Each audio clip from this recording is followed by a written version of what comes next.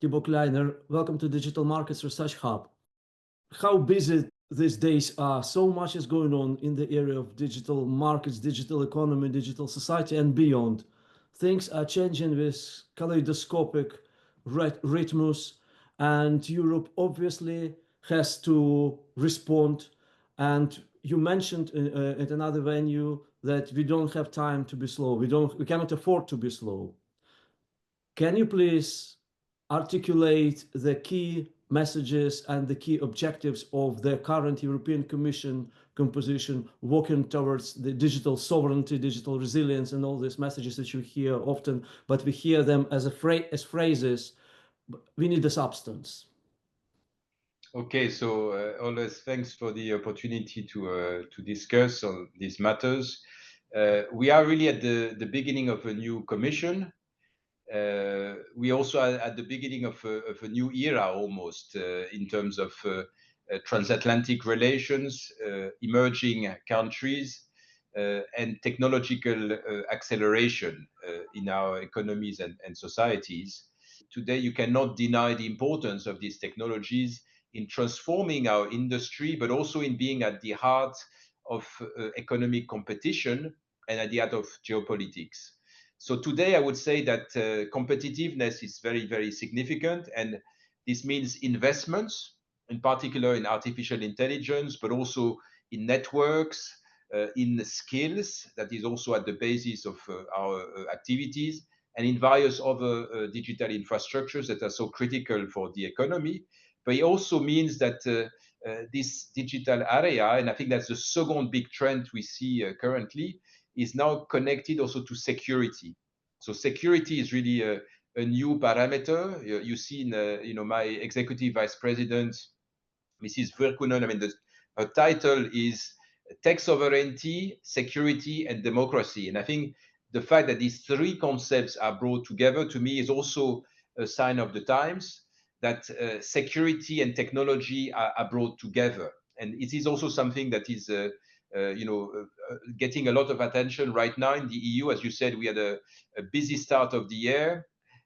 Two examples in that respect, and we took an initiative on the cybersecurity of hospitals and healthcare. Is one area of the economy that was subject to a lot of cyber attacks, cyber crime and so on, and with really drastic consequences. Hospitals, being unable to operate, people at the verge of dying because of this, and also ransomware on hospitals with very sensitive data, of course. So there was, 10 days ago, we had this initiative, and we have also a lot happening at the level of the cybersecurity and the security of infrastructures like submarine cables. As you know, in the last weeks, several cables were damaged, or in the Baltic Sea, with a clear suspicion that Russian interests were at stake in this, and this is really very problematic for also the digital economy runs through submarine cables, and that's really a wake-up call that we need to equip ourselves to protect these infrastructures. So I would say that for me right now, these are the true mega trends we see. Competitiveness and digital at the heart of this. It was also, to a large extent, the message from the Draghi report that had some attention last year in September, and security being also very, very important and linked to digital technologies. I expect also more attention to dual use in the coming months. Thank you very much. When observing these discussions on competitiveness and other messages or objectives which are open-ended in their nature, or at least have several different meanings, more or less equally acceptable in the academic community, we see often that people who are actually trying to slow down the enthusiasm and the unity of Europe started kind of using these phrases as empty slogans, caricaturizing the meaning, basically saying, well, of course, competitiveness is important, but open markets is the best way to train our muscles, which somehow half true, half not. And the same now with DeepSeek. People say, look, competition is click away. You don't need big investment. You can always be, just a successful maverick with very little money, but just having your skills and luck. How do you have this inner resilience? Do you see clearly what has to be done, what resources mobilized, how to protect the commission, to filter out the background noise which pollute the clarity of your vision? What's your mood in this regard? So I agree with you that competitiveness is a difficult notion to grasp. In a way, I mean, as old as we have had something like economics, the wealth of the nations is the origin, by Adam Smith of a lot of economic policy, and I think it is a constant objective across what the governments are doing. But of course, there is no magic bullet in that field, and it's a matter of also sometimes things work and things don't work in this area. What I think is happening today is that the United States is changing approach. We have seen over the past 10 years even more protectionism on the side of the US. There have been in the Biden administration already very strong statements explaining that basically the global economy has changed radically. And that's what justified a new industrial policy by the Biden administration, with examples, what they did with the Inflation Reduction Act. Now you see with Trump a new approach, somehow still very protectionist, even more aggressive in terms of America first. But instead of subsidies, which was the approach of Biden, it seems that Trump is pointing at tariffs and again public procurement and national preference as a way to boost competitiveness, but also as a way to somehow change the dynamics of the global rule making. So that's a new trend that is also a challenge for the EU, because the EU is based on rules, is based on a system that was established peacefully to have national economies converging and opening their markets. So that's clearly something that we need to also take into account in terms of how we develop our competitiveness. What we see, and I think there is consensus, it was very clear in the Letta and in the Draghi report, Europe has lost ground in terms of wealth overall. I mean, the past 10 years has seen a gap growing between the GDP of the US and the GDP of Europe. And also we have lost ground towards China. So in a way, we are in a difficult position in terms of attractiveness for investments. This is due to a series of shocks.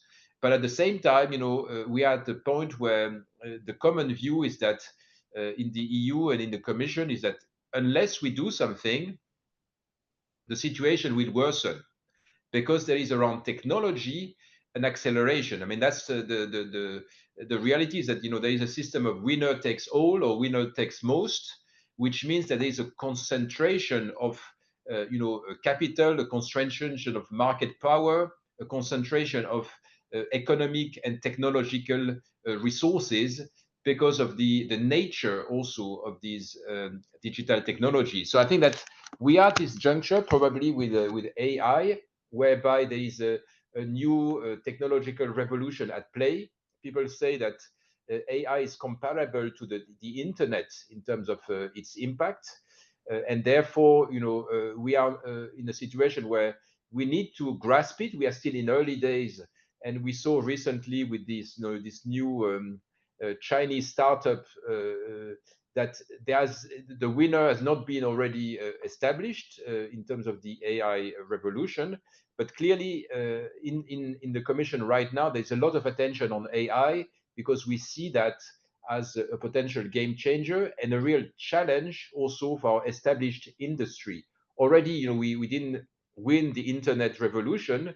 We cannot afford to lose the AI revolution. And I think that's what our leadership is very committed to doing, while at the same time, preserving our European approach. And I think this is also something to recognize. I think now it's a moment of truth to some extent for Europe. Are we sticking to our vision, or are we throwing it out on the pretext of so-called competitiveness measure? To me, this is really also politically an interesting question. Let us pause here and split this your answer into two parts. What we need and how do we need? How do we build this capacity? The what question is related. If we use a cliche that data is new oil, platforms can be seen as kind of infrastructure and refinery, which generates and ameliorate this new oil and transfer it to. So it's kind of infrastructure of the previous industrial revolution. So the question is, does Europe need its own infrastructure to succeed, to remain in the top tier of the global economic and cultural societal trendsetters, or we can somehow borrow the infrastructure of other our nearest intellectual ideological partners, being somehow a farm club in this regard, but still being okay? This is a really a difficult question, I believe. And I would answer in two steps. First, just to recognize that we do have infrastructures, we do have resources in Europe. That was also a bit the speech of President von der Leyen in Davos. She also reminded everyone that it's not that like Europe has no technology. We are a powerhouse in terms of research, in terms of innovation, but we don't always translate this into market power because our companies are too small, fragmented maybe, and they get bought by large US players, or we don't manage to put together enough funding in a market where, again, you need scale to win the game. So just to say that if we would I really believe that there is scope for developing this EU alternative, this EU offer across the EuroStack, in a way, across the value chain of digital technologies.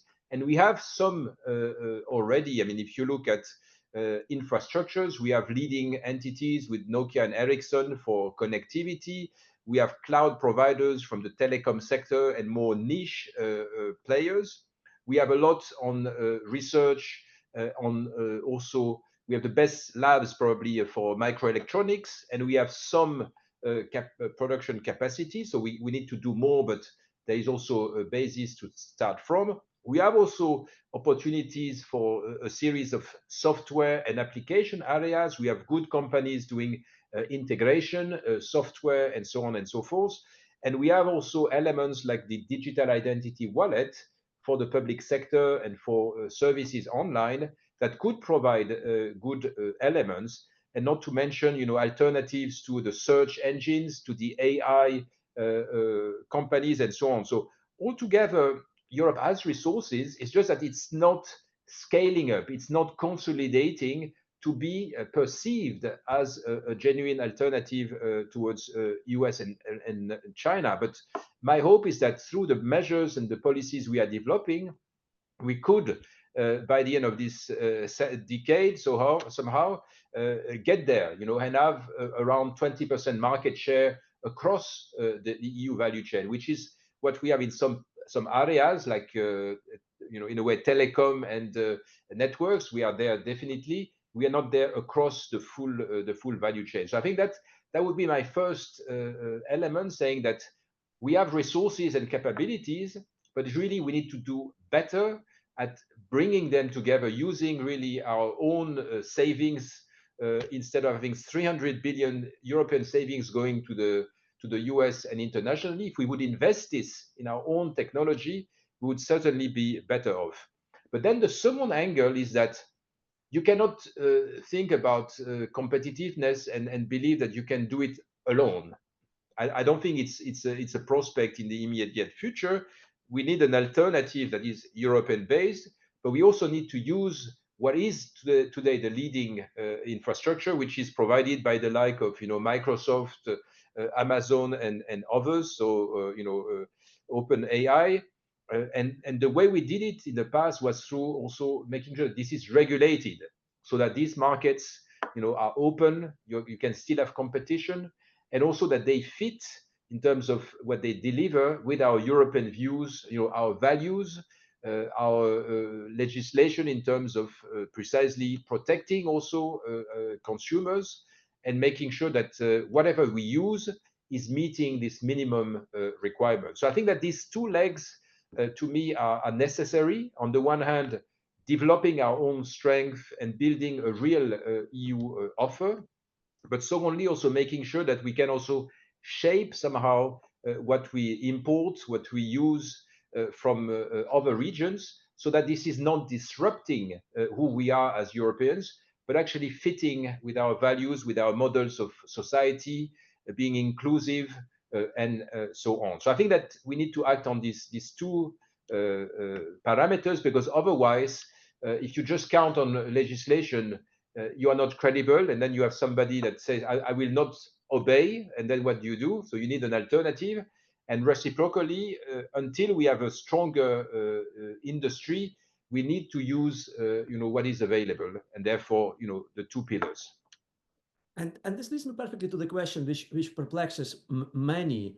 We hear that Europe needs to do these things, but that to match somehow the capacity of other largest entities to our west and to our east. But this has to be synchronized with this European DNA, intellectual, cultural DNA, humanistic, human-centered, human right-oriented. And it's very hard to synchronize, to scale the Europe, to match this vision with the either authoritarian or quasi-authoritarian way how you build the scale, or using the momentum of complete discovery in the Silicon Valley, where every kind of Wild West wonderland period. It neither is replicatable in lab. It must be somehow, it has to do it, we have to do it very differently, supposedly. Others say that there is no point in reinventing the wheel, that there are two algorithms to scale. And if Europe will start building the scale, factoring in all the elements which are traditionally seen as an obstacle to scale, federalization,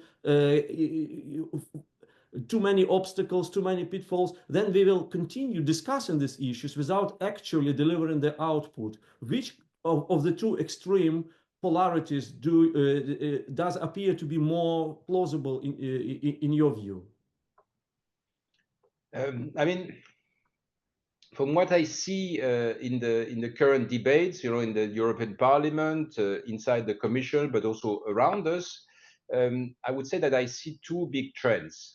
The first one is that a lot of people are saying that we need to lower the regulatory burden on business. This is, I think, a theme that has come quite strong in the recent period. This idea that Europe has done maybe too much regulation that is creating obstacles precisely for business to innovate and so on. So I think this is something that internally in the Commission we take very seriously. And I think that a lot of the initiatives now we are taking are also meant to reduce somehow the bureaucratic burden, if I may use this term, on business in Europe. So reducing reporting requirements, minimizing cumbersome processes, trying to, on the contrary, help and make the legislation also an asset for market creation. So I see that really as a big trend, and it's a little bit in the direction of what the US is doing with a kind of deregulation agenda. But at the same time, I also see that many are saying, you need scale. And therefore, you need to organize these pan-European infrastructures as a way to address, the challenges of the digital sector. The example is our initiative on AI factories that we launched not so long ago, where the idea is to use public infrastructures around supercomputers as a way to scale what startups are doing around AI. So linking the computing power with innovation in startups, skills that you try to locate in this ecosystem as well. And I think this is a very important factor, a demand side from European industry and public sector. This is what we are trying to do, so basically reflecting our specificities. Europe is made on many countries, is made of many smaller entities, but you can link them up. You can link these entities around public infrastructures to create, really interesting ecosystems, and you can create scale through standards or through open source software, which is as a bit of this the same effect that you can share more effectively between companies. So I think that this is also an important trend, trying to create scale from networks and from open standards and open software. I think this is, to me, different from what the US from what states led models are doing. But at the same time, it's something that requires trust and cooperation. And I think this is, to me, at the end of the day, and these two aspects I was describing, in a way, deregulation or regulation as a competitive advantage, and also creating these new ecosystems across countries. For these two aspects, you need trust and you need really support from member states. So I really think that today is an interesting period, because Europeans will have to prove basically that they work together, because otherwise, if they remain separate, if they don't join forces, I think that the magnitude of the competition and of the challenges in terms of competitiveness are likely to be lethal. And therefore, it's really a danger zone, but at the same time, it could be an opportunity for Europe to really get our acts together, eliminate the burdens that are really not needed, and to really, concentrate efforts at the European scale. If you look at the evolution of the European Union as pan-European political, geopolitical entity, do you think that we are currently at the stage where the EU has sufficient competences, sufficient power vis-a-vis its member states to generate and to steer even the most powerful, the most industrially advanced nations in the direction where the rationale of qualified majority should outweigh the rationale of unanimity, where sometimes the pan-European interest should prevail over the particularistic interests of member states, or without having joint, I don't know, taxation policy beyond VAT, it's still much more difficult to accomplish, and thus we should project it as a kind of future plans rather than contemporary initiatives. I mean, again, this is a complex question, especially because taxation is one of the areas that is the most sensitive for a nation, I would say. This is like the ultimate power to raise taxes, and therefore it's not something that I can see as being immediately transferable to the European level. But we are really at a stage where I think more and more countries, but also Europeans themselves, realize that we have to stick together. I mean, we have big challenges. We have a war in Ukraine, next to us, and we have these economic challenges, probably trade, litigation, and so on. We are losing out maybe in terms of competitiveness. We don't manage to attract enough investment.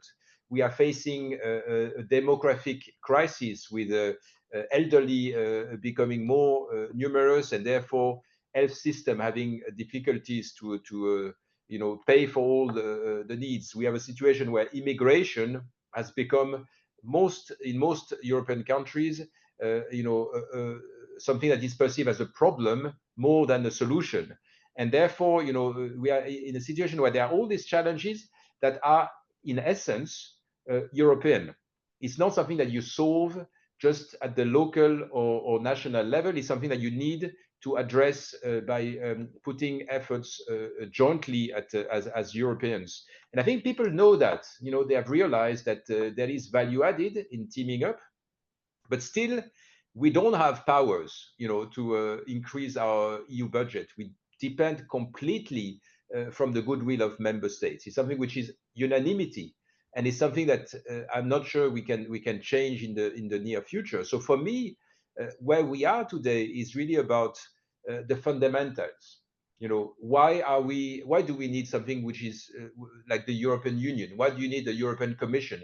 What are we bringing that can make a difference for people? And I think this is time to have these fundamental issues in terms of, for instance, our defense and security, in terms of our competitiveness, in terms of protecting the environment. These are all healthcare. These are all challenges where I believe that Europeans and governments are ready to join forces, but we need to organize this in a way where everybody will feel that they can maybe give money to the central level, give away some powers maybe, so that we have a better solution for everyone. But I think it's not a given, and I think that this will require really a lot of political discussions and goodwill, where unfortunately also we see that in our European Parliament. You also have the right wing, parties stronger than ever in the parliament, and also calling off sometimes, this idea that more federal approaches are better for the union. Thank you very much, Thibaut, for answering this part of our conversation, the questions related to this part. Let us move to the most specific elements of this new industrial sensu lato European digital policy, and namely Digital Markets Act and Digital Services Act, a little bit less, mainly Digital Markets Act. These were two very ambitious initiatives which epitomized basically the peak of the enthusiasm across the different communities to start regulating in a much more meaningful, much more proactive way digital markets, and particularly the largest players on these markets. Now we somehow see, as with any regulatory initiative, the pendulum started a little bit moving away from this peak of the enthusiasm. What in your view has the DMA achieved in this first year by building up the institutional framework, I imagine, building up the capacity, and how optimistic are you in this regard? So I think that DMA and DSA are also a little bit different in nature, in a way. DMA is very much the brainchild, is very close to competition policy. It's like ex-ante competition policy almost, So you do competition policy through ex-ante regulation, whereas DSA is much more about, how e-commerce has evolved, where you recognize that platforms are not just conduit, but that they have actually responsibilities in terms of not only content, but in terms of how they are gatekeepers in many respects for many aspects of our economy and society. So I think the two I would distinguish.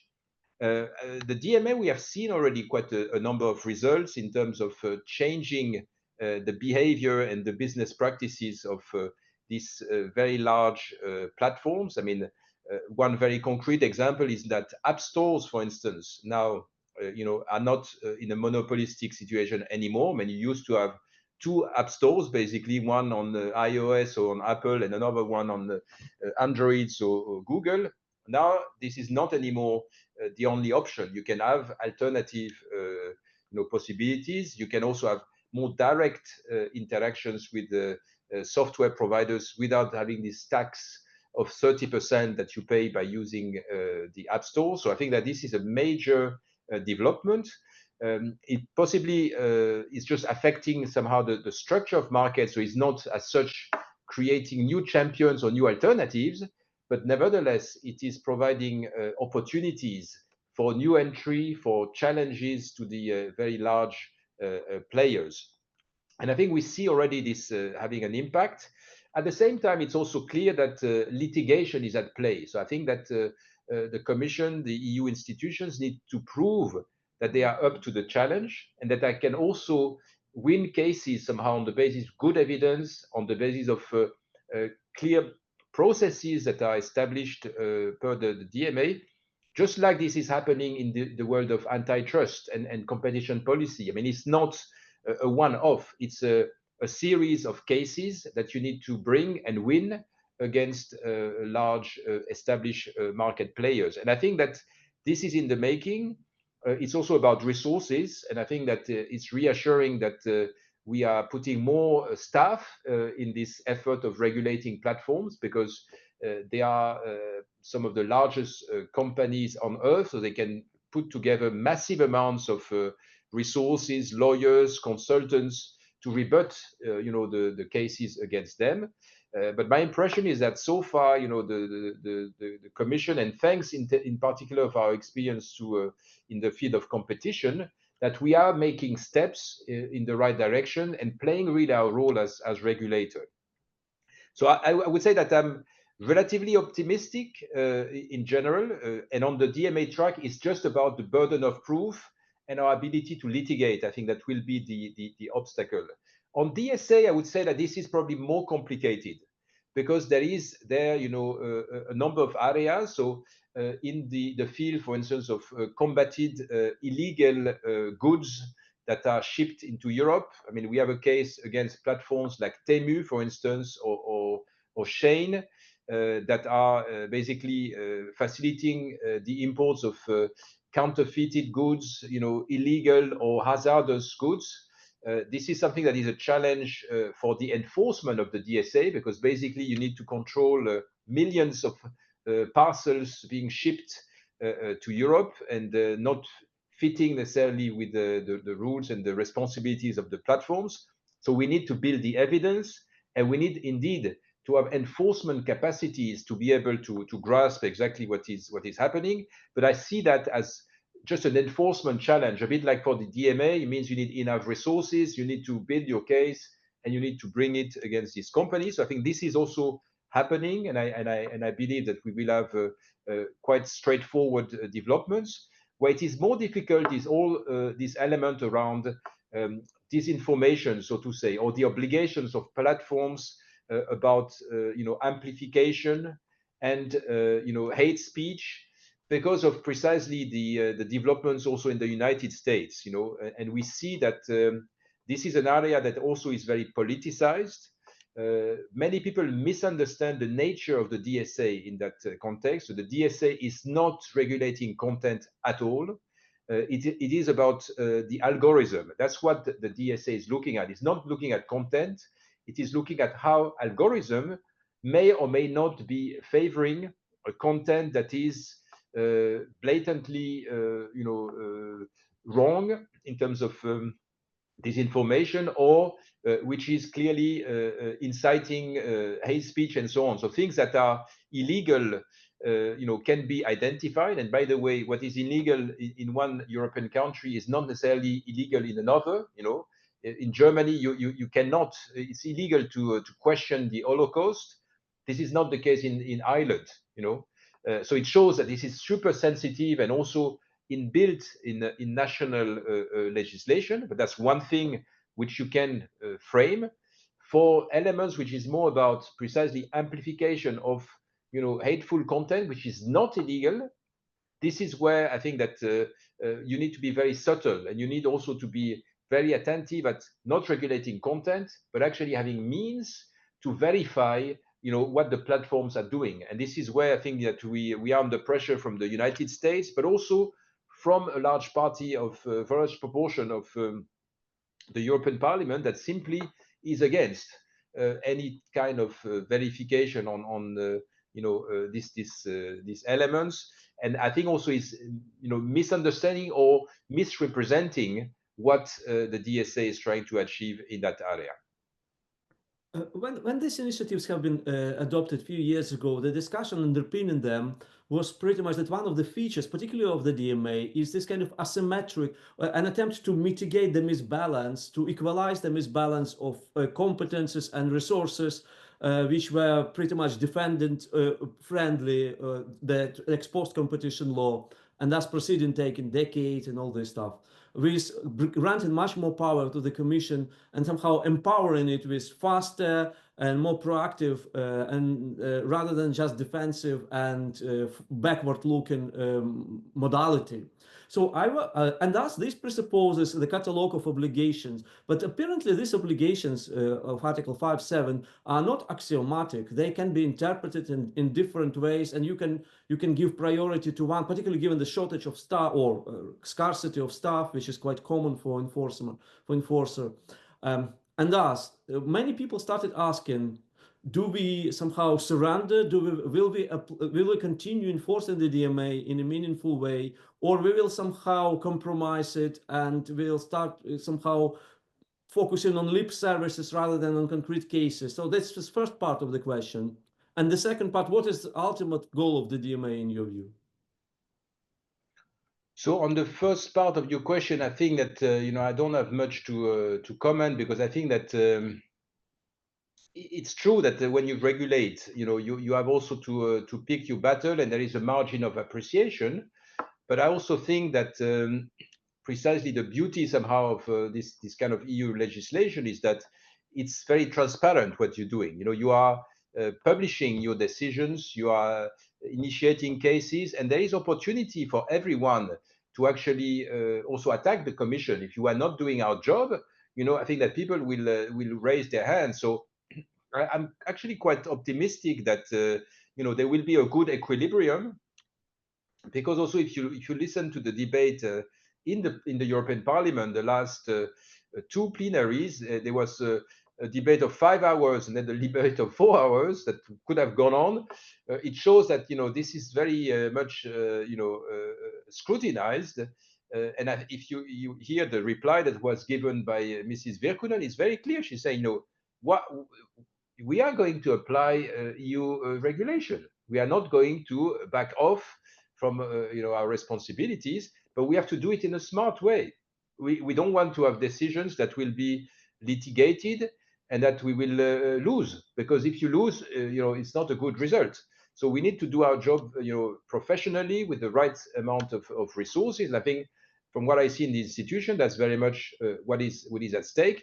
But as you said, we also need to pick battles here and there. There are cases that may be more difficult to win. I don't know, but there will be a process. So I don't think we can prejudge at this juncture. It takes time also to establish new policies. I mean, if you look back at competition policy, I mean, merger control was established in the 80s, and it was not before 5 years after the first the regulation was established that you had really a first prohibition. It didn't happen immediately.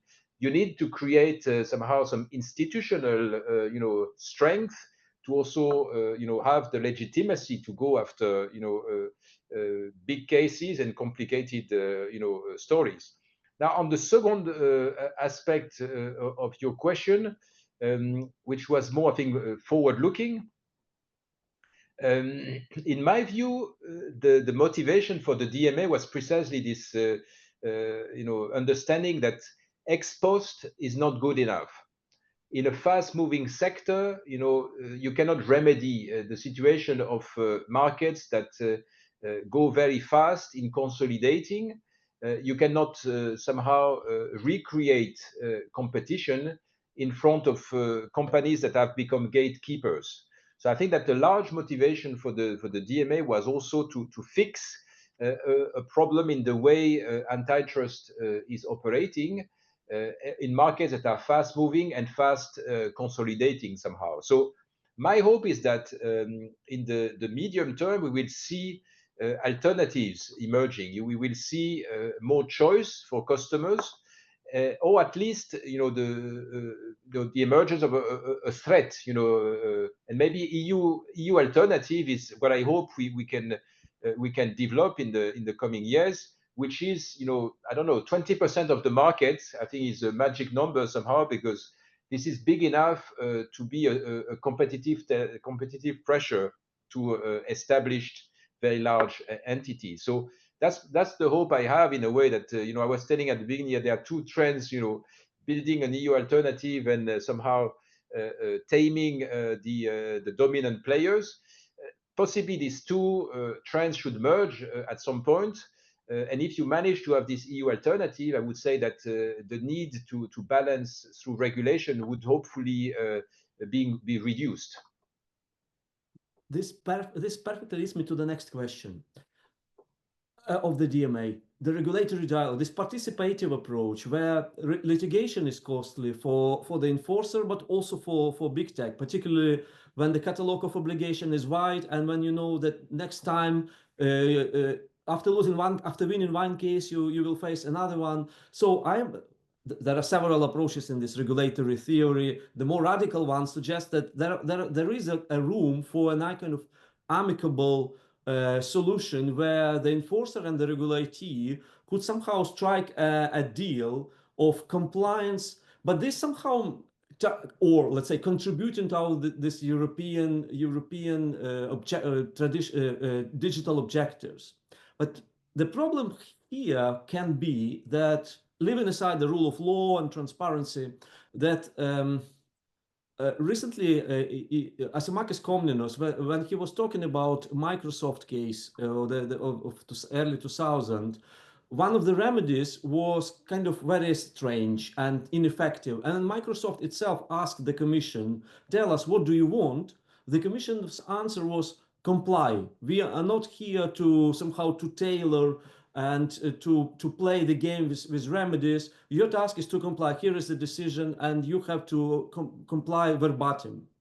So do you think that that the time has changed, and the Commission can somehow channel the objectives, what it aims to achieve with enforcing a specific provision of DMA? I think that's a very interesting perspective, because the way I interpret a bit the DMA, and I think the AI Act has also a little bit this same philosophy, is that these regulations are in a way quite peculiar, because it's also about, and I think you have also this somehow in the DSA, it's about self-regulation to some extent, being enshrined in a regulatory framework. Because if you look at what exactly the obligations are on the very large online platforms, it's about themselves, organizing their activities so that they do not, behave in a way that is distortive for the market. So it's very much about. It's not telling them what to do. It's telling them, okay, this is what I want as a result, and you organize yourselves to deliver these results in terms of market opening, in terms of fairness, in terms of not favoring your own things. But I don't think that it's very prescriptive at the end of the day. It leaves the companies to decide how to best deliver. And I think also on the DSA we have a little bit this situation now. There is for precisely content moderation, the idea was to use fact checkers. This was something that was a prominent method. Today, we see that people are following more the example of X, where they don't use this; they use communities for moderation.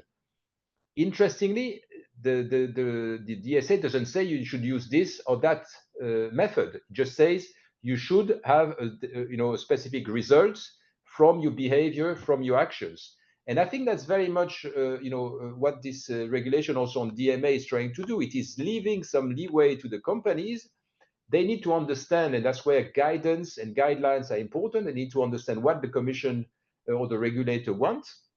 But I think that there is a certain degree of freedom for them to decide how to best deliver it. And I think this is where, if you have a willing, company under regulation, it could be very smooth. If on the contrary, they don't want to comply, this is where I think the litigation will be very important, because it's through the decisions that you can basically tame them and oblige them to do things.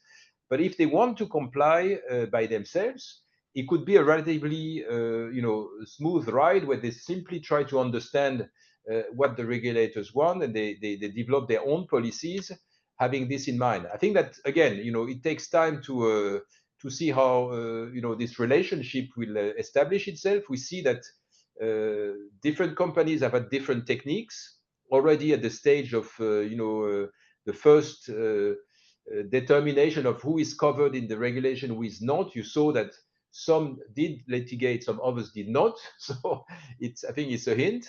I believe that again, it's a journey. It will be there will be peaks, there will be highs and lows, but at the end of the day, there need to be determination at the level of the commission to make sure that we will act if you don't fulfill your obligations. But again, I mean, I think it's to go back to what I was saying at the beginning.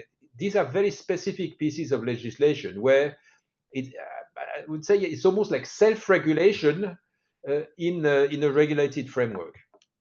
Exactly, and that's what I often say to students, that this is still work in progress, and your generation, those who are current students, will be the real policy maker with capital P and M in shaping digital markets in a meaningful pro-European fashion. Can you please visualize, Thibaut, the coexistence, the daily routine of the DMA team, consisting of two quite autonomous in terms of thinking and understanding of how the law of gravitation functions, Directorate Generals, DigiComp and DigiConnect? Do you have a harmonious team where like everybody, we're all in this together, or this is DigiComp, this is DigiConnect, different visions, different philosophies. How do you build this harmonious team? I mean, today we have indeed two DGs that are working together. There are teams in DigiConnect and teams in Digi Competition.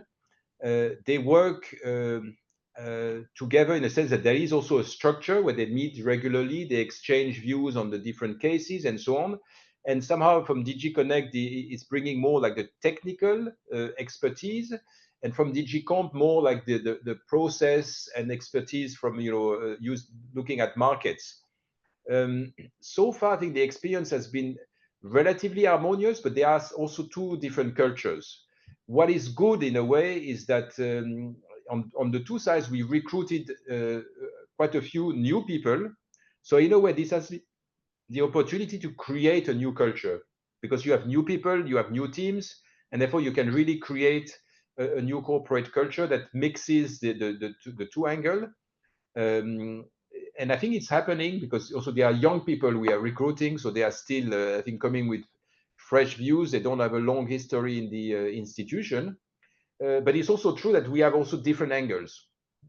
I saw that in some cases where I think that DG Competition is sometimes more conservative in terms of bringing cases, also because they have the experience of the litigation much more than DG Connect.